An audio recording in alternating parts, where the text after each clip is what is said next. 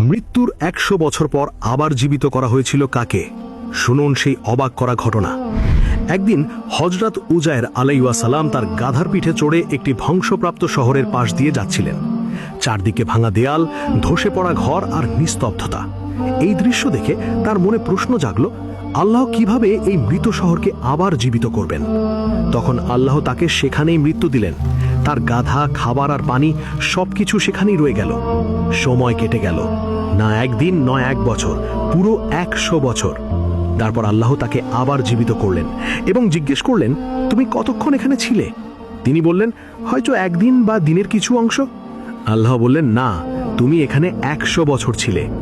এরপর তাকে তার খাবার আর পানির দিকে তাকাতে বলা হলো। অবিশ্বাস্য হলেও সত্য, সেগুলো একদম তাজা ছিল। কিন্তু যখন তিনি তার গাধার দিকে তাকালেন, দেখলেন তা শুধু হাড় হয়ে গেছে। তারপর আল্লাহ এক অলৌকিক দৃশ্য দেখালেন। হাড়গুলো একে একে জোড়া লাগতে লাগলো, আর মুহূর্তের মধ্যেই গাধাটি আবার জীবিত হয়ে উঠল। এই দৃশ্য দেখে তিনি বুঝতে পারলেন, আল্লাহ অবশ্যই সর্বশক্তিমান। এই ঘটনা আমাদের শেখায়, যেমন আল্লাহ একজন মানুষকে ১০০ বছর পর জীবিত করতে পারেন, তেমনি কিয়ামতের দিন পুরো মানব জাতিকেও পুনর্জীবিত করবেন এবং প্রত্যেককে তার কাজের হিসাব দিতে হবে।